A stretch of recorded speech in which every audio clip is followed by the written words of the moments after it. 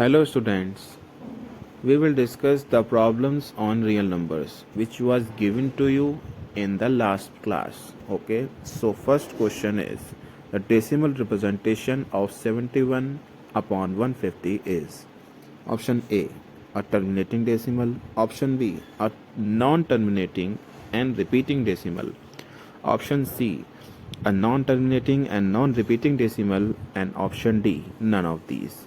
So the answer will be option B, a non-terminating and repeating decimal. Why? Because 71 upon 150 is equal to 71 upon 2 into 3 into 5 into 5, where 2 into 3 into 5 into 5 are the prime factorization of 150. Okay, and 2, 3 and 5 are not the factors of 71. That's why they cannot cut the 71. So the given fraction is in the simplest form. Okay, then if we divide 71 by 150, we get 0.473 bar. We get 0.473 bar, and it is a non-terminating and repeating decimal because non-terminating and repeating decimals has the quality of the repeating the numbers, repeating the particular numbers. Okay, now we have arrived on the second numbers question. Okay, which is saying that which of the following has the terminating decimal expansion. Option A is 32 by 91. Option B is 19 upon 80. Option C is 23 by 45, and option D is 25 by 42. Okay, so our answer will be option number B. Option number B is 19 upon 80. Option number B is 19 upon 80. Okay, why? Because the denominator is in the prime factors of 2 and 5 only. Okay, here it is the denominator, and denominator is 80. Okay, so the prime factorization of 80 is 2 into 2 into 2 into 2 into 5. Okay, and the given fraction is it in simplest form also. Okay, so hence 19 by 80 is a terminating decimal. 19 by 80 is a terminating decimal. Okay,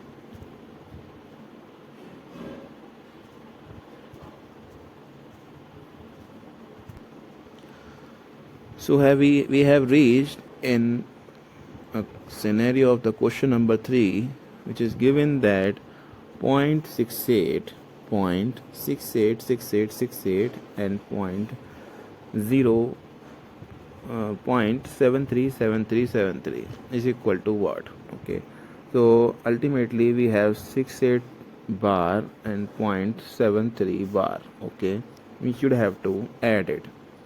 Now the formation of 0.68 bar in the P by Q is 68 upon 99 is 68 upon 99, and 0.73 bar is 73 upon 99.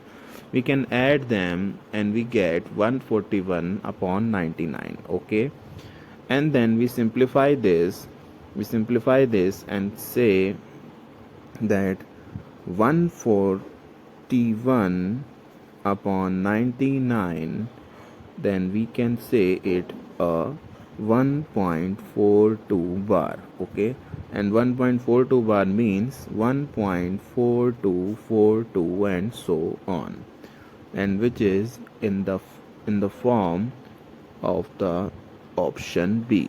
Okay, so our correct answer will be option number B. Next question is the HCF of two numbers is 27 and their LCM is 162. If one of the number is 81, what is the other number? So we know that the product of the number is equal to the product of their HCF and LCM.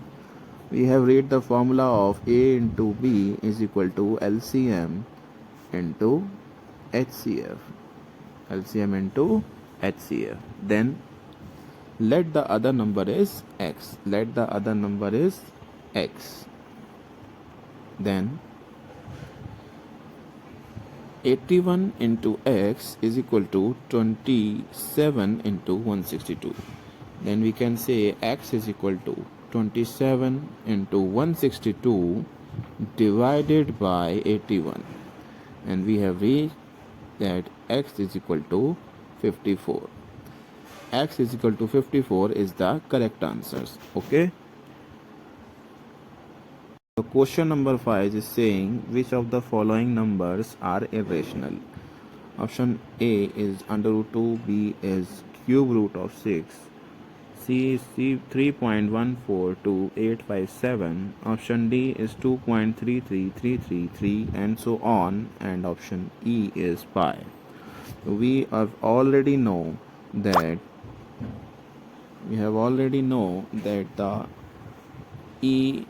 E option, which is pi is an irrational number, and under root 2 is also a irrational number. Cube root 6 is also a irrational number, but option number C and option number D are not the irrational numbers, because option number C is a terminating decimal, and all the terminating decimals represent rational numbers. Okay, and option number D is the non-terminating but repeating decimal, and all non-terminating but repeating decimals shows that the number is the rational number. Okay, so our answer will be A, B and E.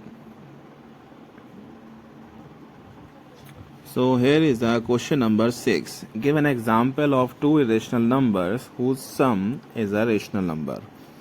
So we have the answer, which is 2 plus under root 2 and 6 minus under root 2. These are such two numbers. If we can add them, then we have reached the critical situations. Okay, we 2 plus under root 2 plus 6 minus under root 2. The idea behind it is that 2 plus under root 2 and minus under root 2 will be cancelled out, and 2 plus 6 will give 8. 2 plus 6 will give 8, which is a rational number. Okay, you can add any two irrational numbers to get a rational numbers. These are only two examples of the irrational numbers. Okay. Number 7. Here we comes a question number 7. Question number 7 is saying find the largest number which divides 546 and 764, leaving the remainder 6 and 8 respectively. So okay, the answer is, we know that the required number is divides 540, which is the obtained by 546 minus 6, and 756, which is obtained by 764 minus 8 respectively. Okay, so the required largest number will be their HCF, and the HCF of 540 and 756 will give the correct answers. Okay, so we will discuss about the prime factorization earlier. So the HCF will be the common factor of 540 and 756. The common factor is 2 into 2, 2 into 2, 3 into 3, 3 into 3 and 3 into 3.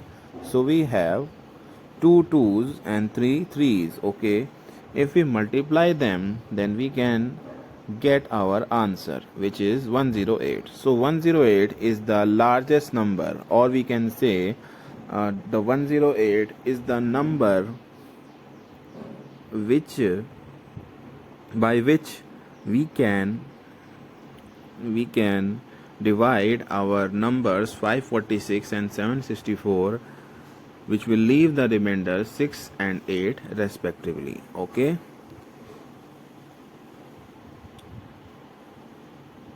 Okay, student, if you have still some doubts, you can ask me in the next session. Okay, and thank you, students.